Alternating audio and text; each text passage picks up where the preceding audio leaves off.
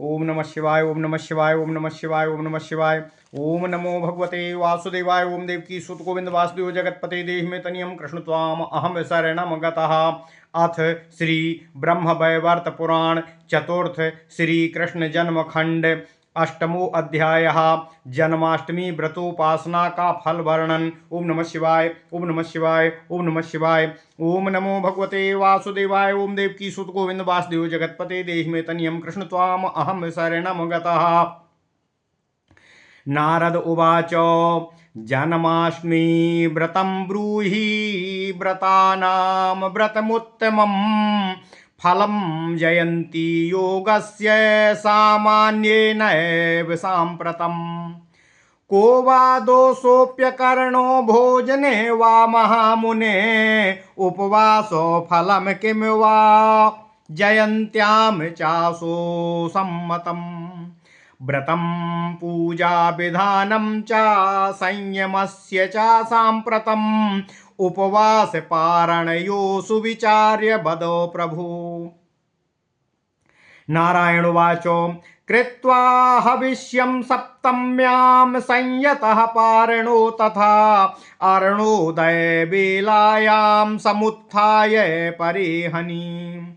प्रातः कृत्यं संविधाय स्नात्वा संकल्पमाचरेत व्रतोपवासयोर्ब्रह्मात् श्रीकृष्ण प्रीति हेतुकम्।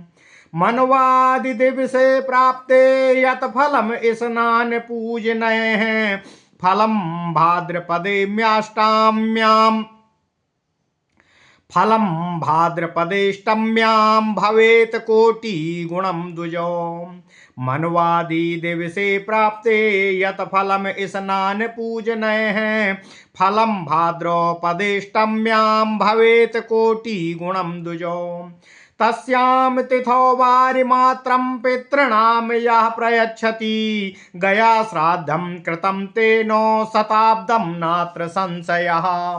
स्नात्वा नित्यक्रियां कृत्वा निरमाय सूतिकागृहम् अलोहखण्डो वह्निजालैर्युक्तं रक्षकसङ्घकैः। तत्र द्रव्यं बहुविधं नाभिच्छेदनकर्तनं धात्रीस्वरूपां नारीं च यत्नतः स्थापयेत् ध्रुवः।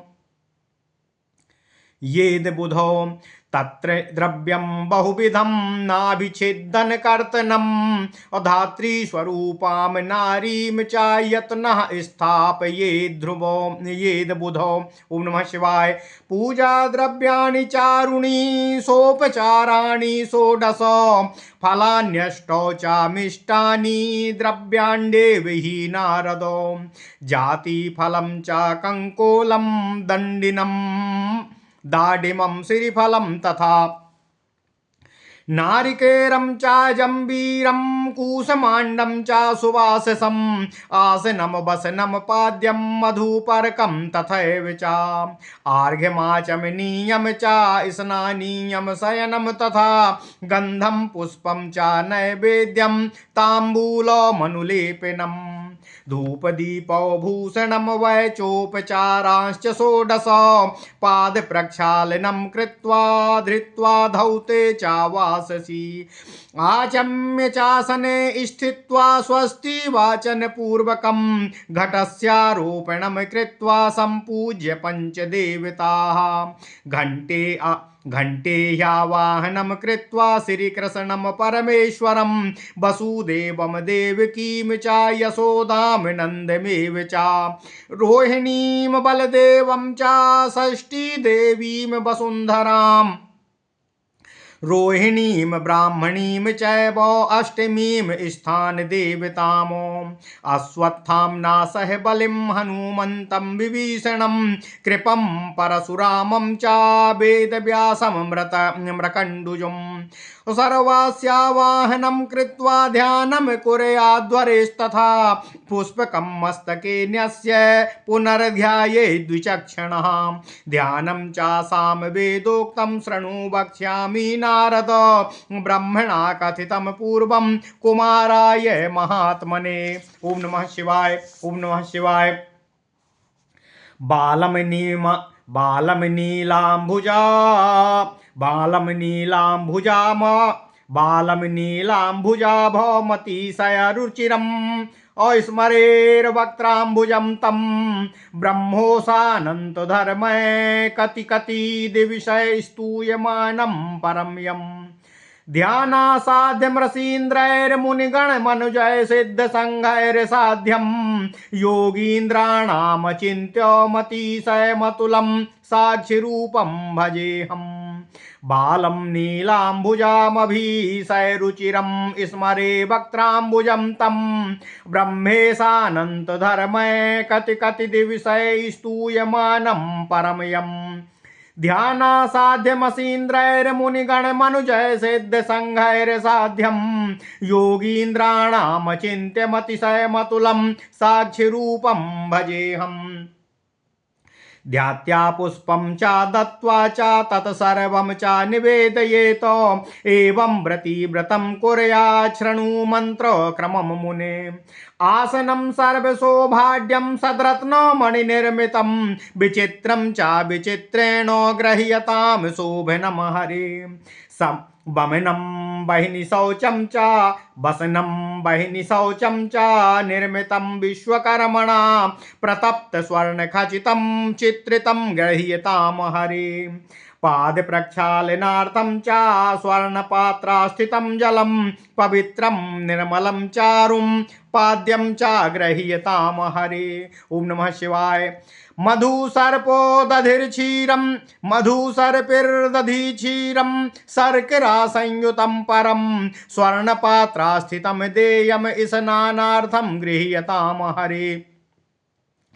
दूर्वाक्षतं शुक्लपुष्पं स्वच्छतोय समन्वितं चन्दनागुरुकस्तूरी सहितं गृह्यतां हरे। सुस्वादु स्वाच्छतोयं च वासितं गन्धवस्तुना शुद्धमाचमनीयं च गृह्यतां परमेश्वर। गन्धद्रव्य समायुक्तं विष्णुतैलं सुवासितं आमलक्या द्रवं चैव स्नानीयं गृह्यतां हरे। सदत्नो मणिसारेण रचितां सुमनोहरां छादितां सूक्ष्मवस्त्रेण शय्यां च गृह्यतां हरे। चूर्णं च वृक्षभेदानां मूलानां द्रव्यसंयुतं कस्तूरी द्रवसंयुक्तं गन्धं च गृह्यतां हरे। पुष्पं सुगन्धियुक्तं च संयुक्तं कुङ्कुमेन च सुप्रियं सर्वदेवानां साम्प्रतं गृह्यतां हरे। गृह्यतां स्वस्तिकोक्तं च मिष्टान्नद्रव्यसमन्वितं सुपक्वफलसंयुक्तं नैवेद्यं गृह्यतां हरे।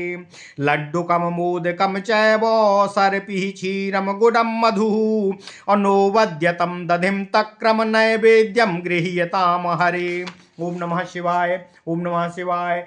शीतलं शर्करायुक्तं क्षीरं स्वादु सुपक्वकं ताम्बूलं भोगसारं च कर्पूरादि समन्वितं भक्त्या निवेदितमिदं गृह्यतां परमेश्वरं। चन्दना गुरुकस्तूरी कुङ्कुम द्रव्यसंयुतम् अबीरचूर्णं रुचिरं गृह्यतां परमेश्वर। चन्दना गुरुकस्तूरी कुङ्कुमो द्रवसंयुतम् अबीरचूर्णं रुचिरं गृह्यतां परेश्वरः। तरुभेदरसोत्कर्षो गन्धयुक्तोऽग्निनाशः सुप्रिया सर्वदेवानां धूपोऽयं गृह्यतां हरे। घोरान्धकारनाशक हेतुरेव स्वभावः सुप्रदीपो दीप्तिकरो दीपोऽयं गृह्यतां हरे। पवित्रं निर्मलं तोयं कर्पूरादि समायुतं जीवन सर्वजीवानां पानार्थं गृह्यतां हरे। नाना पुष्प समायुक्तं ग्रथितं सूक्ष्मतन्तुना शरीरभूषण वरम माल्यम च प्रतिगृह्यताम्। दत्त्वा देयानि द्रव्याणि पूजोपयोगितानि च व्रतस्थानस्थितं द्रव्यं हरये देयमेव च। फलानि तरुबीजानि स्वादूनि सुन्दराणि च वंशवृद्धिकराण्येव गृह्यतां परमेश्वर। आवाहितांश्च देवांश्च प्रत्येकं पूजयेद् व्रती तान् पूज्य भक्तिभावेन दद्यात् पुष्पाञ्जलित्रयम्। सुनंद कुमुदान गोपान गोपीश्च राधिकामो गणेशं कार्तिकेयं च ब्रह्माणं च शिवं शिवाम् लक्ष्मीं सरस्वतीं चैव दिक्पालांश्च ग्रहांस्तथा शेषं सुदर्शनं चैव पार्षद प्रवरांस्तथा सम्पूज्य सर्वदेवांश्च प्रणम्य दण्डवद्भवी ब्रह्माणेभ्यं नैवेद्यं दत्त्वा दद्याच्च दक्षिणामो कथां च जन्माध्यायोक्तं शृणुयाद् भक्तिभावतः तदा कुशासने स्थित्वा कुर्यात् जागरणं व्रती प्रभाते चाह्निकं कृत्वा सम्पूज्य श्रीहरिं मुदा ब्रह्माण्ड भोजयित्वा चाकारयेद्हरिकीर्तनम्। नारद उवाच व्रतकालव्यवस्थां च वेदोक्तां सर्वसम्मतां वेदार्थं च समालोच्य संहितां च पुरातनीम्। उपवासे जागरणे व्रते किं वा फलं मुने किं वा पापं तत्र भुक्त्वा वद वेदो विदाम वरा। नारायण उवाच अष्टमी कर्क्ष संयुक्ता रात्र्यर्धे यदि दृश्यते अष्टमी कर्क्ष संयुक्ता रात्र्यर्धे यदि दृश्यते सः एव मुख्य कालश्च तत्र जातः स्वयं हरिः। जयं पुष्पं चाकुरुते जयन्ती तेन संस्मृता तत्रोपोष्य व्रतं कृत्वा कुर्यात् जागरणं बुधा। सर्वापवादः कालोऽयं प्रधानः सर्वसम्मता इति वेदो विदाम वाणी चेत्युक्त्वा वेदसा पुरा। ओम नमः शिवाय। तत्र जागरणं कृत्वा यश्चोपोष्य व्रतं चरेत अकोटिजन्मार्जित पापान् मुच्यते नात्र संशया। वर्जनीया प्रयत्नेन सप्तमी सहिमाष्टमी वर्जनीया प्रयत्नेन सप्तमी सहिताष्टमी असहसार्क्षी न कर्तव्यं सप्तमी सहिताष्टमी। अविद्यायां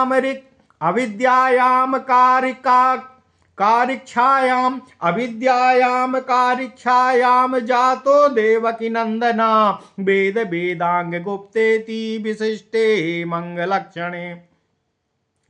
व्यतीते रोहिणी ऋक्षे व्रती कुर्याच्च पारणामो तिथ्यन्ते च हरिम स्मृत्वा कृत्वा देवार्चनं व्रती। पारणं पावनं पुंसां सर्वपाप प्रणाशनम् उपवास सांगभूतं च फलदं सिद्धिकारणम्। सर्वेष्वेवोपवासेषु दिवापारणमिच्यते अन्यथा फलहानि स्यात् कृते धारणपारणे। नारात्रौ पारणं कुर्याद्धृते वैरोहिणी वृतातो निशायां पारणं कुर्याद्वर्जयित्या महानिशामो। पूर्वाह्णे पारणं सस्तं कृत्वा विप्रसुरार्चनं सर्वेषां सम्मतं कुर्याद्धृते वैरोहिणी व्रतं। बुध सोमो समायुक्ता जयन्ती यदि लभ्यते न कुर्याद् गर्भवासं च तत्र कृत्वा व्रतं व्रती।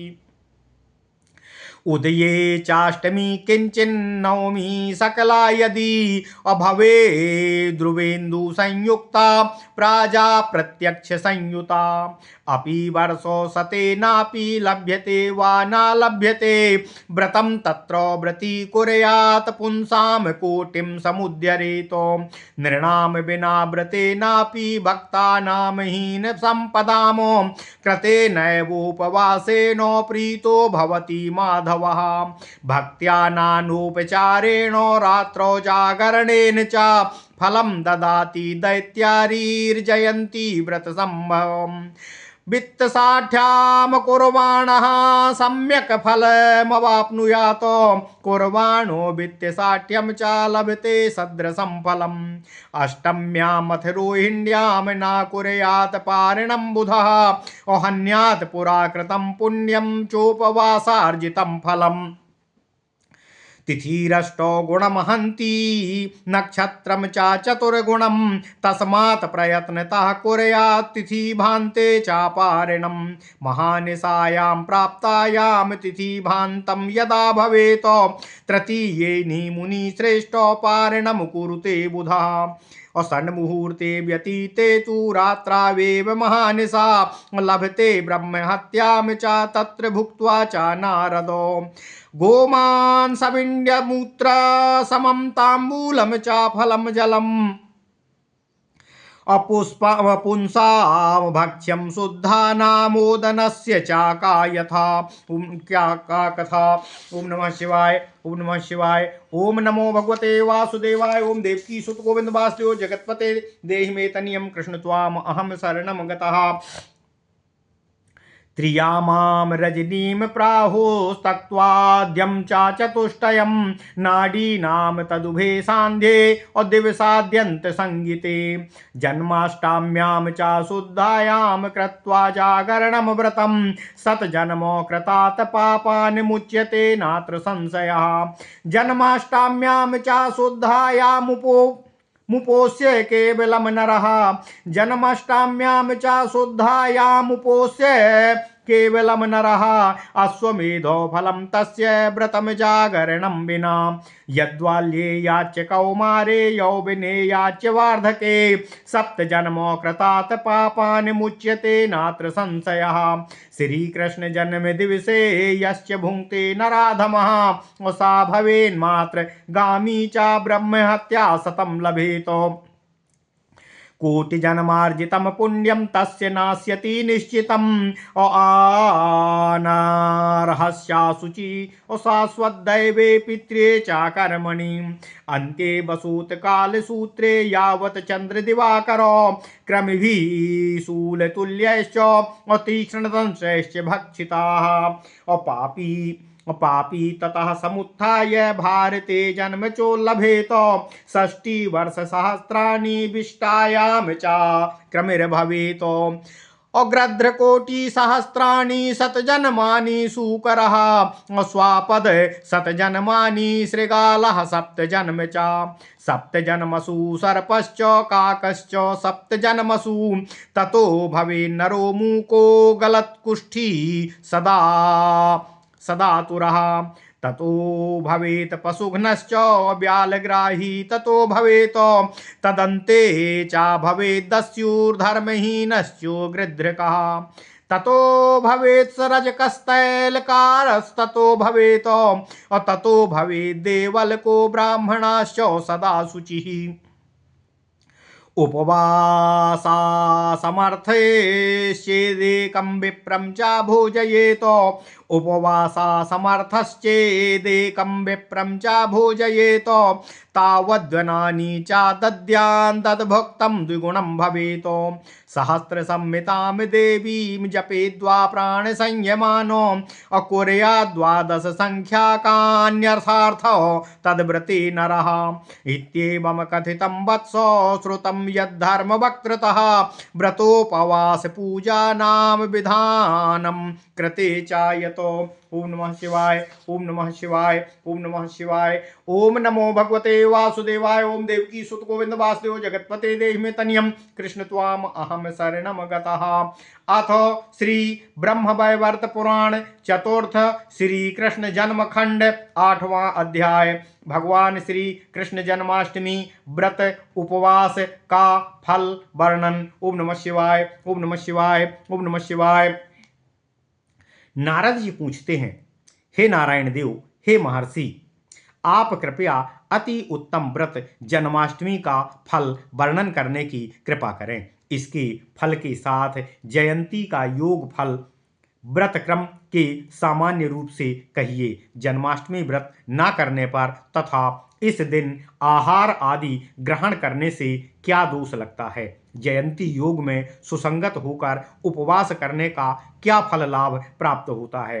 हे प्रभु, व्रत, उसकी पूजन विधि, संयम, उपवास तथा पारण का जो फल है वह सब सुंदर रूप से आप अपने श्रीमुखारविंद से मुझे कहने की कृपा करें। ओम नमः शिवाय। नारायण देव कहते हैं, हे नारद, मैं जन्माष्टमी के व्रत का वर्णन तुमसे करता हूँ। हे नारद, एक दिन पूर्व अर्थात सप्तमी तिथि पर हविष्यान्न भोजी रहें। तदनंतर उसके अगले दिन जन्माष्टमी के दिन अरुणोदय बेला में उठ जाएं। यह व्यक्ति स्नान करके प्रातः के सभी कृत्यों को संपन्न करे। तत्पश्चात उसे भगवान श्री कृष्ण की प्रीति हेतु मैं आज जन्माष्टमी व्रत का उपवास रखूंगा, यह कहकर संकल्प करना चाहिए। मनुष्य मनवंतर आदि के दिन स्नान तथा भगवान श्रीहरि की पूजा करके जो फल लाभ प्राप्त करता है, भाद्रपद कृष्ण जन्माष्टमी के दिन भगवान स्नान तथा पूजन करने से उसके 1 कोटि गुणित फल की प्राप्ति होती है, इसमें संशय ना करें। हे नारद, जो व्यक्ति जन्माष्टमी के दिन पितरों को केवल मात्र जल भी प्रदान कर देता है, उसे 100 वर्ष पर्यंत तक गया श्राद्ध करने का सुफल मिल जाता है, इसमें संशय ना करें। व्रती मनुष्य को इस दिन स्नान करने के उपरांत नित्य क्रिया संपादन करके सूतिका ग्रह का निर्माण करके उसमें लौह, खड्ग, अग्नि तथा रक्षकों को स्थापित करें। इसी ग्रह में अनेक द्रव्य, नाड़ी छेद अर्थात नाल काटने हेतु कैंची रखें तथा धाय रूपी एक स्त्री और पंडित को भी नियुक्त करें। हे नारद, नारायण ऋषि कहते हैं, उस स्थान पर उत्तम षोडशोपचार हेतु पूजन के उत्तम द्रव्य 8 फल, मिष्ठान्य, अन्य द्रव्य, जायफल, कंकोल, अनार, बेल, नारियल, केला, नींबू, कुम्हड़ा, उत्तम वस्त्र, आसन, पाद्य, मधुपर्क, अर्घ्य, आचमनीय स्नानार्थ जल, सैया, गंध, पुष्प, नैवेद्य, तांबूल, उबटन, उत्तम दूध, दीप तथा आभूषण आदि रखें। यही सब 16 उपचार पूजन की सामग्री है। ओम नमः शिवाय, ओम नमः शिवाय, ओम नमः शिवाय। नारायण ऋषि कहते हैं, हे नारद, इस दिन व्रती व्यक्ति पैर धोकर धुले हुए वस्त्रों को धारण करके आसन पर बैठे। इसके बाद आचमन करके स्वस्ति वाचन करे। इसके अनंतर घट स्थापन करके उसमें पंचदेवता की पूजा करके उस घट में भगवान श्री कृष्ण का आवाहन करना चाहिए। इसके बाद वसुदेव, देवकी, यशोदा, नंद, रोहिणी, बलदेव, षष्ठी देवी, वसुंधरा, ब्रह्मा, अष्टमी, स्थान देव, अश्वत्थामा, बलि, हनुमान, विभीषण, कृपाचार्य, परशुराम, व्यास, मार्कंडेय आदि का आवाहन करके भगवान श्री हरि का ध्यान करें। तब पुष्प को मस्तक पर रखकर पुनः ध्यान करें। हे नारद, नारायण ऋषि कहते हैं, यह साम वेदोक्त ध्यान सर्वप्रथम ब्रह्मा जी ने सनत कुमार से कहा था, वही ध्यान अब मैं तुमसे कह रहा हूँ। ध्यान है, मैं बाल रूप भगवान श्री हरि कृष्ण का ध्यान करता हूँ, जो नील मेघ के समान अत्यंत रुचिर एवं सुंदर हैं। उनके मुख कमल पर मंद मुस्कान विराजमान है। ब्रह्मा, शिव, अनंत, धर्म अनेक अनेक दिवसों पर उनकी सदा स्तुति करने में लीन रहते हैं। वे प्रभु, ऋषींद्र, मुनीन्द्र, मनुष्य, सिद्धगण हेतु भी ध्यान से असाध्य हैं। वे योगींद्र गण के लिए भी अचिंत्य हैं। वे अतिशय अतुलनीय तथा साक्षी रूप हैं। मैं उन प्रभु भगवान श्री हरि कृष्ण का भजन, ध्यान और पूजन करता हूँ।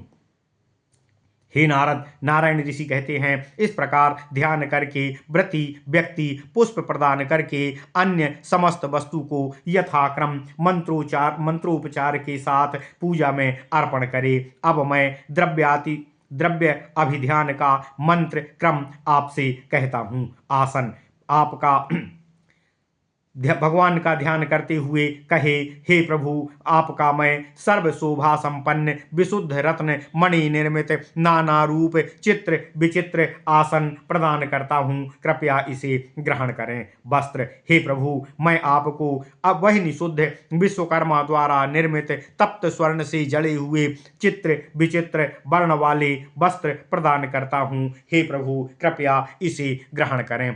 पाद्य, हे प्रभु, मैं आपको पाद प्रक्षालनार्थ स्वर्ण पात्रस्थ पवित्र निर्मल जल तथा पुष्प प्रदान करता हूँ, कृपया इसे ग्रहण करें। स्थानीय स्नानीय, हे प्रभु, मधु घृत दधि क्षीर शर्करा युक्त परम उत्तम स्वर्ण पात्रस्थ जल स्नानार्थ मैं आपको प्रस्तुत करता हूँ, कृपया इसे ग्रहण करें। अर्घ्य, हे हरि, आप दूर्वा अक्षत श्वेत पुष्प सहित चंदन अगरु कस्तूरी मिश्रित स्वच्छ जल का अर्घ्य ग्रहण करें। आचमनीय गंध वस्तु से सुवासित सुस्वादु स्वच्छ जल का आचमनीय ग्रहण करें। आचमनीय, हे प्रभु, गंध द्रव्य तथा सुवासित तैल एवं आमल की द्रव्य सहित इस आचमनीय को आप ग्रहण करें। हे सैया, हे हरि, हे विभु, मैं आपको विशुद्ध रत्न तथा मणि निर्मित सूक्ष्म वस्त्र युक्त मनोहर सैया प्रदान करता हूँ, कृपया आप इसे ग्रहण करें। गंधजल, हे प्रभु, आपको नाना वृक्षों के चूर्ण से तथा अनेक वृक्षों के जड़ के द्रव्य से मिश्रित तथा कस्तूरी युक्त गंध प्रदान करता हूँ, इसे आप ग्रहण करें। पुष्प, हे परमेश्वर, मैं आपको वनस्पति से उत्पन्न सभी देवगणों को अत्यंत प्रिय सुगंधित पुष्प प्रदान करता हूँ, कृपया इसे ग्रहण करें। नैवेद्य, हे विभु, मैं आपको शर्करा युक्त मीठी वस्तु तथा पके हुए फल से युक्त नैवेद्य प्रदान करता हूँ, कृपया इसे ग्रहण करें। हे हरि, मैं आपको लड्डू मोदक घृत क्षीर गुड़ मधु तथा नई निकली हुई दधी मट्ठा नैवेद्य प्रदान करता हूँ, कृपया इसे ग्रहण करें। तांबूल, हे परमेश्वर, मैं कर्पूर आदि सुवासित भोग का सार रूप तांबूल भक्ति के साथ आपको प्रदान करता हूँ, कृपया इसे ग्रहण करें। अबीर, हे प्रभु, मैं आपको चंदन अगुरु कस्तूरी तथा कुंकुम युक्त उत्तम अबीर चूर्ण प्रदान करता हूँ, कृपया इसे ग्रहण करें। धूप, हे प्रभु, मैं आपको वृक्ष विशेष के उत्तम रसों से उत्पन्न सभी देवताओं को प्रिय गंध द्रव्य धूप अग्नि में जलाकर प्रदान करता हूँ, कृपया इसे ग्रहण करें। दीपदान, हे हरि, आपको घोर अंधकार का नाश करने वाला शुभप्रद सुंदर प्रदीप्त दीप्तिकर दीप प्रदान करता हूँ, कृपया इसे ग्रहण करें। पानीय, हे प्रभु, मैं आपको कर्पूर आदि युक्त सभी प्राणीगण का जीवन रूप जल प्रदान करता हूँ, हे हरि, इसे पानार्थ ग्रहण करें। माला, हे प्रभु, आपको नाना पुष्प युक्त सूक्ष्म सूत्र से गुथी हुई तथा देह की भूषण स्वरूपा माला प्रदान करता हूँ, कृपया इसे ग्रहण करें। इस प्रकार से व्रती मनुष्य सभी उपयोगी द्रव्य प्रदान करें, तब व्रत स्थान पर अन्य जो कुछ द्रव्य बचे हों वह सब भगवान श्री हरि को निवेदित करें। तब व्रती व्यक्ति आवाहन किए गए देवताओं की पूजा भक्तिभाव से करके 3 पुष्पांजलि प्रदान करे। हे नारद, नारायण देव कहते हैं, सुनंद नंद कुमुद गोपी गोप राधा गणेश कार्तिक ब्रह्मा शिव पार्वती लक्ष्मी सरस्वती दिक्पालगण ग्रहगण शेषनाग सुदर्शन चक्र श्रेष्ठ पार्षदगण की पूजा करके सभी देवगणों को भूमि पर दंडवत होकर प्रणाम करें। ब्राह्मणों को दक्षिणा तथा नैवेद्य आदि प्रदान करें। हे नारद, भक्तिभाव से भगवान श्री हरि के जन्म की कथा जो जन्माध्याय में कही गई है उसे श्रवण करें। तदनंतर व्रती व्यक्ति कुशासन पर आसीन होकर रात्रि जागरण करे। प्रभात काल में आहनिक करके मुदित मन से भगवान श्री हरि की पूजा करे। तदनंतर ब्राह्मणों को भोजन कराने के अनंतर हरि कीर्तन करे। हे देवर्षि, देवर्षि नारद कहते हैं, हे नारायण देव, व्रत काल में सर्वसम्मत वेदोक्त काल व्यवस्था एवं उपवास तथा जागरण का क्या फल होता है? उपवास एवं रात्रि जागरण का फल क्या है? उस दिन भोजन करने का क्या पाप फल होता है? वेदांग तथा पुरातनी संहिता की आलोचना करके अनुग्रह पूर्वक यह सब मुझसे विस्तार पूर्वक कहने की कृपा करें। हे वेदज्ञों में श्रेष्ठ, यह सब मुझे बताने का अनुग्रह करें। ओम नमः शिवाय। श्री नारायण ऋषि कहते हैं, हे नारद, जिस दिन अर्धरात्रि में अष्टमी का एक भी पाद हो, उस दिन को मुख्य काल मान कर उसमें ही भगवान श्रीहरि का जन्म दिवस मनाना चाहिए। यह योग पुण्य तथा जयप्रद कहा गया है, तभी इसे जयंती योग कहा गया है। इस जयंती योग में विद्वान व्यक्ति उपवास व्रत करते हुए रात्रि में जागरण करे। यह काल व्रत के लिए प्रधान तथा सर्वसम्मत माना गया है। यह वेदज्ञों का कथन है, जिसे पूर्व काल में ब्रह्मा जी ने भी कहा है। हे नारद, इस समय को जो मनुष्य व्रत उपवास तथा जागरण करता है, उसको करोड़ों जन्म में अर्जित पातकों से मुक्ति लाभ की प्राप्ति होती है। यह निसंशय बात है। हे नारद, व्रती व्यक्ति सप्तमी विद्ध अर्थात सप्तमी युक्त अष्टमी का वर्जन करे। सप्तमी विद्धा अष्टमी के समय कदापि वह व्रत ना करे, भले ही उस समय रोहिणी नक्षत्र क्यों ना हो। वह काल सर्वतोभावेन वर्जनीय है।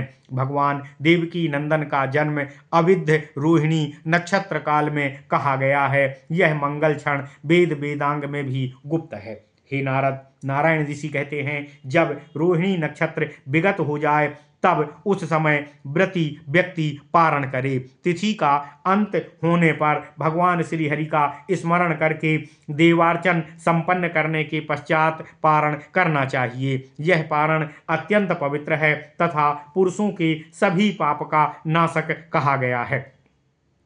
पारण को उपवास का ही अंग माना गया है। यह शुभ फलदायक तथा शुद्धि का कारण भी है। हे नारद, मुनिगण के मत से सभी उपवास का दिन में पारण करना चाहिए। इसके विपरीत व्रत धारण तथा पारण कार्य करने से फल नष्ट हो जाता है। केवल रोहिणी व्रत में ही रात्रि में पारण करना चाहिए। अन्य व्रत में रात्रि पारण वर्जित कहा गया है। इस रोहिणी नक्षत्र में भी महानिशाक्षण का वर्जन करके रात्रि काल में पारण करना चाहिए। हे नारद, हे विप्र, पूर्वान्ह में देवताओं की अर्चना के पश्चात पारण सर्वसम्मत है, तथापि रोहिणी व्रत में यह नियम प्रभावी नहीं है। उसमें रात्रि में ही पारण होता है। जो बुध अथवा सोमयुक्त जयंती योग में व्रत करता है, उसे कदापि गर्भ यातना का भोग नहीं भोगना पड़ता। यदि समस्त दिन नवमी रहे तथापि उस काल में अष्टमी का योग हो तथा उस दिन सोम अथवा बुध हो तथा रोहिणी नक्षत्र का भी योग हो, तब यह योग 100 वर्ष में भी मिले अथवा न मिले, इसमें संदेह नहीं है। तथापि ऐसा योग मिल जाए तब व्रती व्यक्ति व्रत करके अपनी 1 करोड़ पीढ़ियों का उद्धार कर देता है। धनहीन भक्त व्यक्ति यदि व्रत ना करके मात्र उपवास ही करता है, तब दैव तुल्य शत्रु प्रभु श्री कृष्ण से उसे समस्त व्रत फल प्रदान कर देते हैं।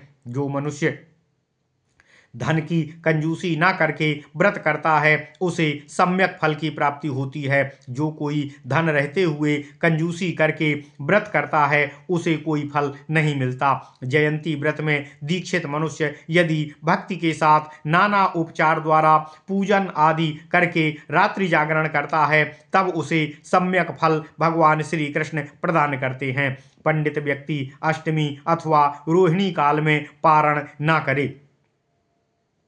इससे पूर्वकृत पुण्य तथा उपवास में अर्जित फल का नाश हो जाता है। अष्टमी तिथि में 8 गुना तथा उक्त नक्षत्र में पारण से चतुर्गुण फल का नाश करता है। अतः यत्नतः तिथि के अंत में तथा नक्षत्र के अंत में पारण करें। हे मुनिवर, हे नारद, यदि महानिशा काल में तिथि तथा नक्षत्र का अंत हो जाए तब व्रती उसमें पारण न करके तीसरे दिन पारण करे। हे नारद, रात्रि का 6 मुहूर्त अतीत हो जाने पर ही महानिशा होती है। इसमें जो भोजन करता है वह ब्रह्महत्या पातक से लिप्त हो जाता है। शुद्ध महानिशा काल में भोजन की तो बात ही क्या है, तांबूल, फल, जल आदि भी व्यक्ति के लिए भक्ष्य नहीं है। क्रमशः वह गोमांस, विष्ठा तथा मूत्र तुल्य हो जाता है। आदि तथा अंत के 4 दंड काल को छोड़कर मध्य की 3 प्रहरमयी रात्रि को त्रयामा कहते हैं। दिन के आदि तथा अंत में 2 संध्या होती है।